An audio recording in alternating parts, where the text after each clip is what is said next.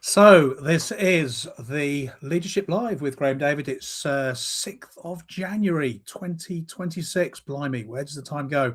And today's session we are calling The Power of Pausing, which sounds like one of those things, right? Power of pausing. I mean, can that really be quite as impressive as it really is? Pausing, really, just stopping talking. Well, what I'm here to share with you today, if you are already a leader, shall I start again? If you're already a leader, if you are stepping up, if you've just recently stepped up, if your new year has coincided with a new promotion, and whether that is at your very first levels of leadership as a supervisor, perhaps as a first line manager, if you're a little bit further up, or if you've been in role for a while, the harsh reality is there are certain things that as a leader, nobody really tells you.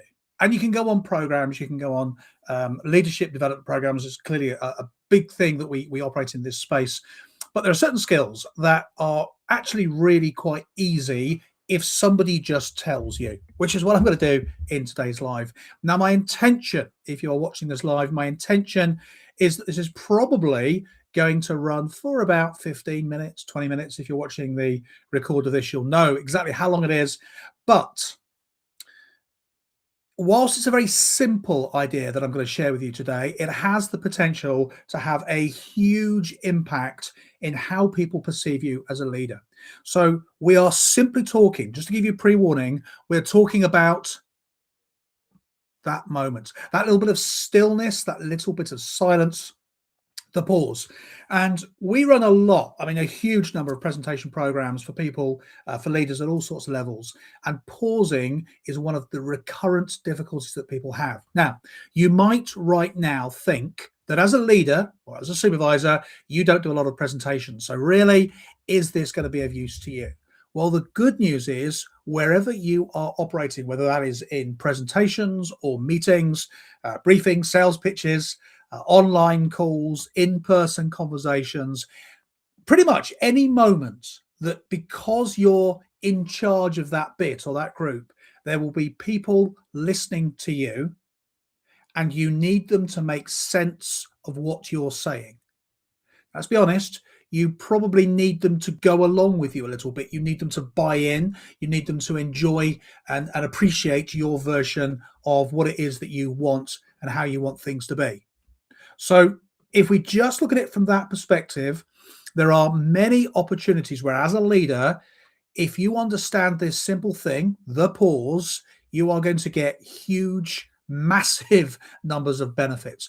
And I'll talk through some of those in a little bit. And I'm also going to talk to you a little bit about why people struggle. I'm going to talk to you a little bit about the most recurrent issues that people have when they work with us on executive communications, why just stopping talking seems so difficult.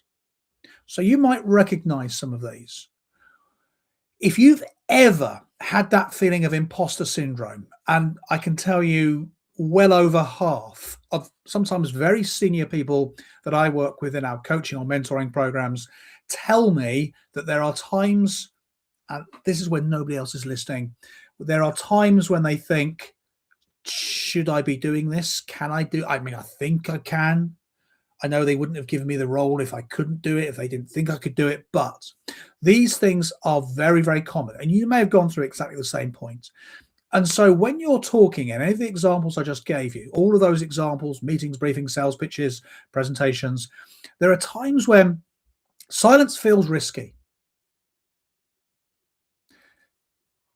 If you just stop talking, as I just did, the worry that you might have is that you might look a bit unsure of what you're about to say. And because of that, whilst I've never met you, in the last 30 years, repeatedly, leaders at all levels and all experiences have told me, if I pause, I think I'm going to look unsure. And therefore, the moment there is a pause, a breathing space, it feels awkward. In fact, we've even got a name for it, haven't we? Awkward silence. Now, I can tell you, over the last, it's actually more than 30 years, I have stood in front of all sorts of audience sizes, some of whom were absolutely lovely and clearly wanted me there, and some not so much. I've spoken in 25 different countries. I've worked with all sorts of audience sizes from 1,000 was my biggest live audience. One was a serious failure in marketing. But my recurrent experience, and I want to share this with you, is that when you are speaking in any of the examples I've given you, this desire to avoid silence is almost universal. People are terrified of the whole thing grinding to a halt. People are worried about what the silence tells about them, and for that reason, they rush to fill the space. Now, if you're paying real attention, and I know you are because you have logged in and you're watching this, then you will have noticed in the last 2 to 3 minutes, I have considerably slowed down my presentation pace. If you're watching this on the re-record, you'll notice I was a lot faster as we started this live, but now I'm speaking very deliberately. And more than that, I'm pausing considerably. And we get this habit, many of us, that if we keep talking, somehow we'll keep control of the move. We'll keep control of the thing that we're doing, a pitch or a event when we're trying to convince people to come our way, or a conference or a team briefing, whatever it is. Paradoxically, the complete opposite is true. You see, most people don't talk because they are arrogant. Most people talk because they are nervous. And here's the thing. When you get nervous and you keep talking and you keep talking, a few things happen. I can tell you this because I have more than 30 years experience of this particular space. Before I started working in leadership, before I started helping people to present themselves better, to be more authentic, to be more compelling when they're speaking, before all of those things happened, I had a good 15 years in a variety of other roles, all of which involved me stood up in front of a room full of people. And I noticed that my mouth was always dry. My palms were always a bit clammy. I spoke at 100 miles an hour. And there's nothing wrong with doing that occasionally if you're doing it for reason or for purpose or for a genuine level of excitement. But it's almost impossible for an audience to follow you for a sustained period of time. So what we need to understand is that if you consciously decide to pause, as I am right now, certain things will happen. If you're worried about presenting, and I know it's one of the biggest concerns of leaders that I work with, even very experienced leaders, one of the biggest concerns is not being confident enough to present, to speak at a meeting or a briefing. But if you pause when you're speaking,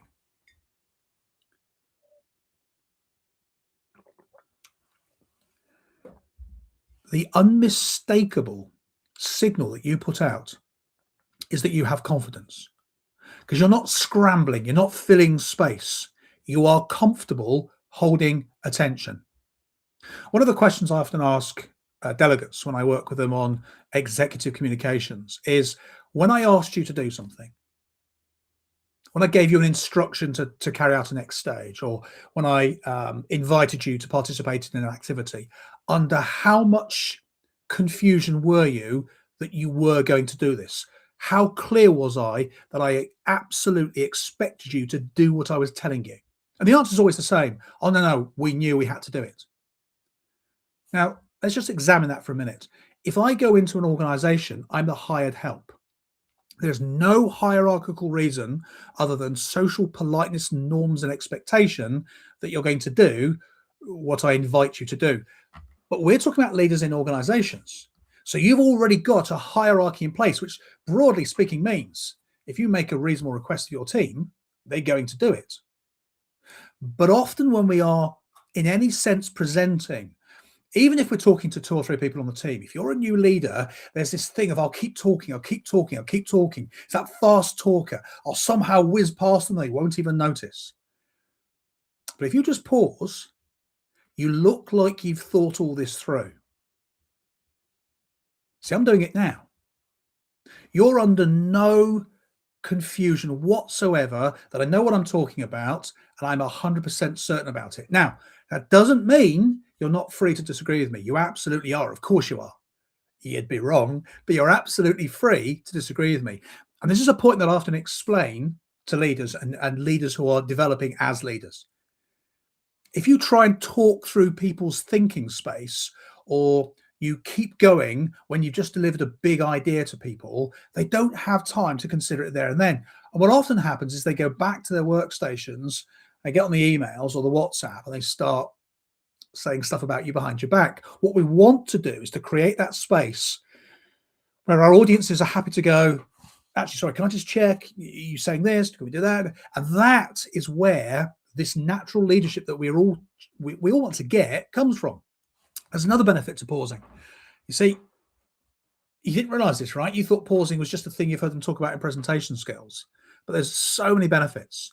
People have a few moments to catch up. Now, everybody processes at different speeds. And often we are thinking faster than they are listening and considering. So put this through, right? Let's say you've spent the last 2 weeks working out a big idea. You've got your spreadsheet out and you've done some PowerPoints and you've shown your boss, and your boss has gone super duper, and you've formed this whole proposal, and you come back to your team to sell it to them. You want them to buy in, so they go along with you. Now, the problem is, if you get slightly nervous, you are statistically very likely to amp up the speed, not to breathe, not to think, and just to hit all this stuff at them. And the moment you see somebody in the audience look slightly unsure or fold their arms or roll their eyes, you keep talking to try and talk them past the problem. Paradoxically, we're better just to slow it right up and give them time to catch up with us. You see, when you pause, you give your audience time to connect the dots. People are not going to remember what you said because it was very clever. People are not going to remember what you said because you had a lovely slide deck behind you. But they will remember it when they had time to make sense of it. And when you allow them that thinking space, what happens is, and you will see this, the more you do this, you will see it happen in front of you. You will see them go, huh, okay. You'll see people go, can I just check the thing? Oh, all right, okay. Yeah. You will actually see all of that happen in front of you. And the more you do this, the easier it gets to do. So already we have two key benefits of pausing. One, it absolutely signals your confidence. Two, it allows your audience to catch up. Here's a third one. When you pause, it categorically creates authority, because you and you alone are controlling the pace. You are deciding when the next point lands. We often worry, and again, I know this from speaking to so many people, we often worry about, what if somebody jumps in? What if somebody asks an awkward question? What if? Well, mainly people don't. I will tell you, if you're interesting, which you will be, you're talking about a topic that's relevant to them. If you deliver with a degree of confidence, the vast majority of audience will listen. They will engage, because why wouldn't they? If you're the boss, if you're the section head, that's just what's going to happen. So you're controlling the pace. You're deciding when points land, and people generally will not absolutely interrupt or rush ahead. I'm just going to pick up a couple of questions that I can see coming in on TikTok. Hi, GM. How do you feel about a lot of training since COVID now being delivered online? Can you still keep the audience engaged even with training given online? So let's just deal with that specifically. I'm talking a lot more in this session. This is just a quick leadership live. This is just me delivering an idea, as I do a couple of times a week on all major channels. A training session online is very different. I will constantly engage and expect input. I have all screens of everybody. If you are doing live training, you must expect and require everybody who attends to have their cameras on. That's pretty much a hard and fast rule. You occasionally have exceptions, but pretty much not. This is an ongoing process. Within 6 to 7 minutes is my absolute outlier of a session starting at 9 o'clock. By 9:05, I want them in breakout rooms, discussing, talking, engaging. They come back to a main room, they input their ideas. I give them topics, we debate those. So online training, actually, in terms of the way our cognitive load is, the way our brain is, online training, GM, just to answer you, works strangely better than face-to-face. Now, we are seeing more and more of my clients now coming back to face-to-face learning, but I've had tremendous success with online. Pretty much most people prefer it. It's cheaper considerably. It's more suitable to drop into a couple of hours or an hour and a half for a day. Got the rest of your day for working. You don't have to go to a venue somewhere. We all know for a full day's training, by mid-afternoon, people's cognitive load is at its maximum. They can't take in more stuff, which, by the way, is one of the things we are talking about right now with pausing. Because when you pause, and thank you for that question, GM, when you pause, you are controlling that rhythm. You're not just reacting to it. There are also some cognitive benefits for you as the leader. You see, when you slow up and when you pause, you have time to gather your thoughts. Frequently, when you are presenting to a room full of people and you're getting live reactions, you will realize that something that seemed like a good idea when you were planning it isn't sounding so good in front of a live audience. Well, wouldn't it be better if you could notice that and then pivot or change or seek feedback rather than just blithely blathering on with your script? Here's another massive benefit when you pause. You can breathe. I've seen people present with breathing and I've seen people present without breathing. There are many people who present without breathing. It never ends very well. If you've experienced of trying to present without breathing, you know how bad it is. Close to you can breathe, you can also drink water. You will have seen people who present, spit it all over your face. You will have seen people who can present and their mouth gets very dry because of the nerves and the worry. That's not a good place to be if you're all mic'd up, because people hear that sound. You can glance at your notes when you pause. One of the greatest things that I love doing, and I always recommend to people when they're presenting, if you're talking to your audience or you're talking to your camera, there is nothing to stop you just pausing, glancing at your notes or glancing out the window. The power that imbues you with, the amount of calmness that exudes is so, so helpful. It allows you to decide what matters next rather than just blurting something out. So pausing doesn't just help your audience, it helps you as a leader. It helps you keep control of your own thinking under pressure. It also helps you didn't realize there were so many benefits, did you? It also helps you improve understanding and memory.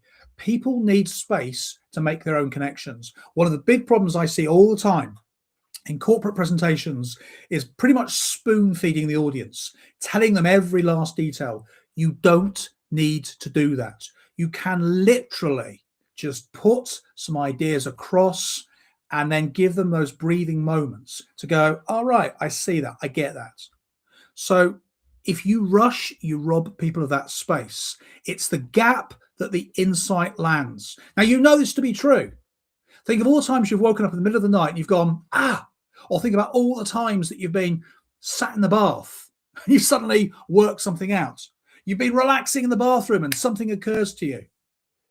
You're out having a drink with a friend and you go, I know what it is.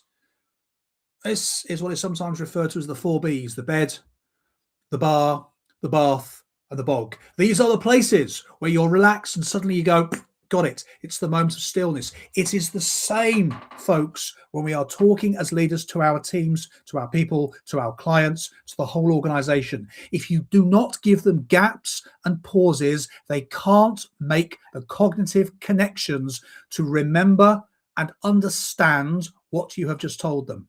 So get into the habits of pausing. The insight happens in the gap, not in the noise. If you don't leave them space, they can't do the thinking themselves.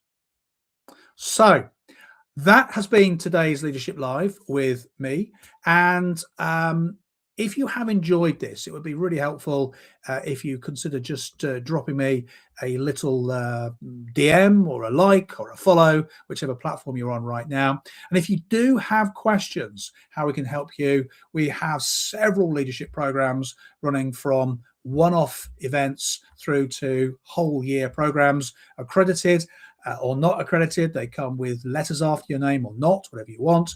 And we work from all levels, from new starters in organizations, so people who have just joined the business, people taking their first steps into leadership, or people right the way through to the ELT, to the SLT, and we can run those on one-to-many, one-to-few, online, face-to-face. So thank you for being here. Lovely to see you. If you do have questions, drop me a note, drop me a DM. But for now, I will see you all next time. Take it easy.